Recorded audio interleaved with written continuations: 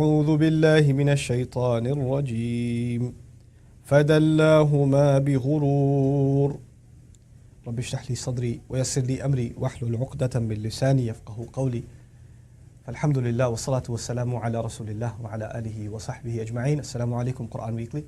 The 22nd ayah of Surah Al-A'raf is a long one, but in this brief reminder, I want to share with you the first part of the expression that's used in it that has just an incredible amount of wisdom for life in our dealings with shaitan. Allah Azza wa Jalla is describing how shaitan got our parents, Adam and Hawa, salamun alayhima, to make the mistake that they made. What was his strategy to get them to listen to him? Not just what he said to them. We all know that he whispered to them. We all know that he offered them eternity and that they could stay in Jannah. We know that. But how did he do it? What method did he use? That method is important to understand, and it's captured in the first expression of the ayah. فَدَلَّهُمَا بِغُرُورٍ. Dalla is used when you draw a bucket. Like dalw in Arabic is a bucket. And adla is to drop a bucket down and pull it right back up. You know, in the old times there's a well and you kind of crank up the water. You know, and you pull the bucket back up. This is adla.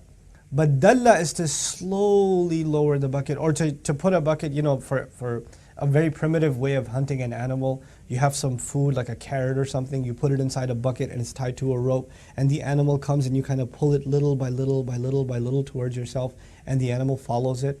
This is actually called dalla. Like literally, shaitan didn't go out and say, disobey Allah.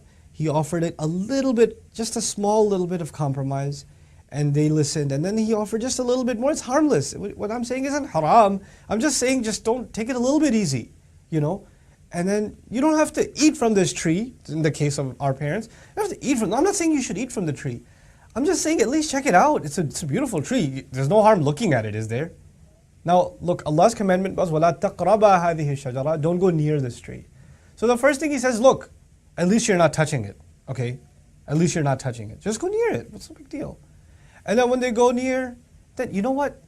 It's not like you're not supposed to climb it. You're just not supposed to eat from it. Just have a little climb. It's no big deal.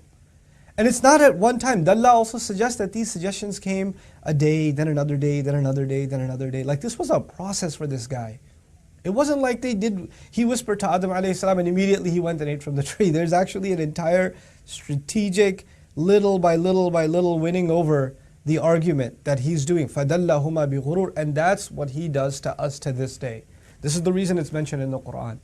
That he drew them out with using this, and the بِغُرُور I didn't translate, using deception. This is a kind of deception. In other words, there are things that are clearly wrong. You and I know that. There are things that are clearly wrong. But there are a lot of small, not as clearly wrong steps that are there that you should have the sense to know, if I take this one tiny step, tomorrow I'll be taking another tiny step, and then another, and then another, and before I know it, I'll end up in the wrong. So you have to put protective measures in place. And when you put those protective measures in place, it keeps you from falling into trouble. Now shaitan comes and he doesn't attack, or he doesn't tell you to make the haram into halal. Oh, that's too direct. And the Muslim will say, no, it's obviously haram. I'm not going to do that.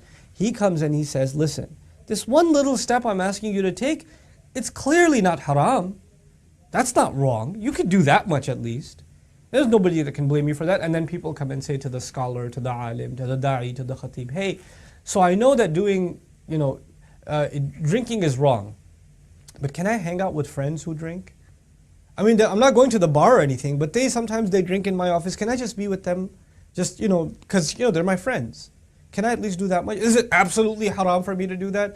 And the scholar will say something like, I advise you not to do it. It's not a good idea. It's bad company. But is it haram? Is it absolutely haram? And he says, well, I don't know if I could say it's okay, thanks, I got my answer. It's not absolutely haram, which means I could do it. And that's how shaitan gets you to first hang out with them. Then they say, hey, we're going to the bar, you want to come along? Then you go to the bar and you're just having a Coke or whatever, and they're drinking their beer. And then eventually one late night, it's a little bit of a, can you just slip some in? Somebody gave it to you, or they slipped it into your drink and you didn't realize. And you're like, well, I didn't intend to do it. And it's just one thing after another, after another, after another. SubhanAllah. This is فَدَلَّهُمَا بِغُرُورٍ. This is the same surah in which Allah mentions the story of Barsisa, who went little by little into sin. And this is not the occasion to tell you that story, but the point is the same. Shaitan will not come at you directly calling you to do the wrong thing. Shaitan will come at you to try to just compromise or get on the road to the wrong. And by the way, when you're on that road, until you do the wrong, nobody can come out and directly tell you, listen, by the way, this is wrong what you're doing. Because it's not wrong. It's on the road to it. And if you don't recognize that you're being pulled slowly but surely towards it, then you only have yourself to blame. This is why Allah's commandment to Adam alayhi salam, the advice to Adam alayhi salam, wasn't just don't eat from this tree. The advice was don't go near it. There's a big difference between those two things, you know. And so you and I have to recognize there are some things that are clearly haram, but there's a road that leads to them. We have to watch out and not go on that track that shaitan's trying to reel us into. Barakallahu li wa lakum. Wassalamu alaikum wa rahmatullahi wa barakatuh. Assalamu alaikum everyone. If you benefited from these reminders, please support Quran Weekly by clicking the link below.